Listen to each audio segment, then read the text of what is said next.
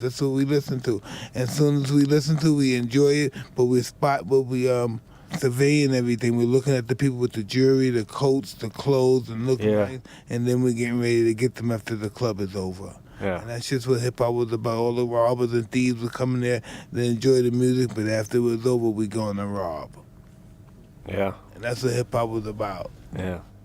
Once Breakin' came out, the movie Breakin', and then Crush Groove and Beat Street, man, it was like, yeah, it just put the whole culture of hip hop on the map in a place where you could see with the music. You know what I'm saying? You had the visual, and you had you know, graffiti. You must say, "This is my way out" when you saw that.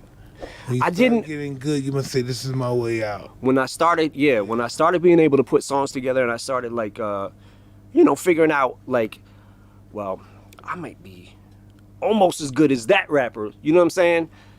So I'm gonna keep going, and then I start, you know, I learned so much. Like I studied.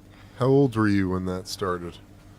Hip hop. The first time I heard anything, my Uncle Ronnie brought over a tape of the Breakin' soundtrack, and it had Reckless on it from Ice-T. Once upon a time, a DJ's task was just to play records. What more could you ask? I know Colors. Yeah. Colors was hard. My Uncle Ronnie started liking rap before I did, and then he kind of introduced me to it. And right around that time, I think, the movie had just come out, and I saw the movie, and I was like, yo, I love it. And it just, I don't know, it just spoke to me in a way that no other music had spoke to me before. I understand that. How old were you when you first started putting it out there? Like started rapping or doing rap battles? Well, I had a weird trajectory. Like I was afraid, like I was afraid early on, like 15, 16 years old. I was afraid that to go into any clubs or anything like that to say my raps, because I felt like I wasn't good enough yet. So I had to get to a certain spot, and then I was trying to I was just making songs, and one day I got a call from my boy Proof, and he was like, yo, you need to come up to the hip hop shop. And I was like, what is the hip hop shop?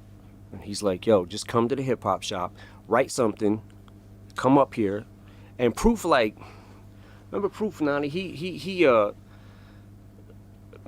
ran shit in Detroit. We me and him came up together, and we came up rapping together. But he would kind of go do his own thing, and then I'd be working like at factories and stuff like that. And Proof was out there like on the grind, and he started making connections, and then he met Jay Dilla, Slum Village. And a lot of the early Detroit hip hop that was like exploding onto the scene. Like Proof was such a part of that. And I got a chance to, when I went to the hip hop shop, I was like, what the fuck? He was like, yo, I'll clear everybody out. I'll have like 10 people, right? And you rap in front of them. And if they don't like you, you know, they're gonna tell you they don't like you. if they do like you and they fuck with you, then you know. So I went there, I said the rap. I got some people jumping around and shit, and I was like, okay, this might be it for me. And then that's when we started having battles at the hip hop shop. And we was having like a battle every couple months or something. Yeah, every 2 or 3 months. But every Saturday, I would make sure that I didn't have to work till 4 o'clock because I was going to the hip hop shop every Saturday. So every Saturday for me was, and this is early 20s, was St. Andrews Hall on Friday night, Saturday, hip hop shop, Tuesday, Ebony Showcase, and then anybody that knows Showcase, he said, "Fuck, I gotta battle him tonight. He's here." Yeah, well, that's what happened. I started battling, and then in the hip hop shop, the first battle that we had there, I won it. But what we was doing, Proof was taking names and he was putting them in a hat. Like if you want to sign up to battle, you just put your name in the hat. He picks a name, picks another name. So it'd be like Bizarre versus B Flat, and then they'd go at it, and it was, you know, and then me versus whoever. I remember one time I battled Conniver, who was in my group D12, but we weren't a group yet.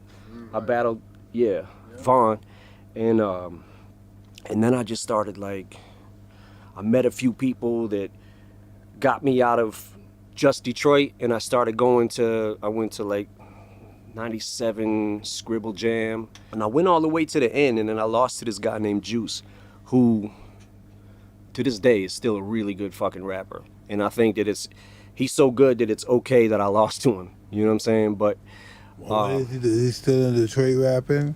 no, this was Cincinnati. Yeah. Yeah, the Scribble Jam was in Cincinnati. That was 97. And then from there I met Wendy Day. She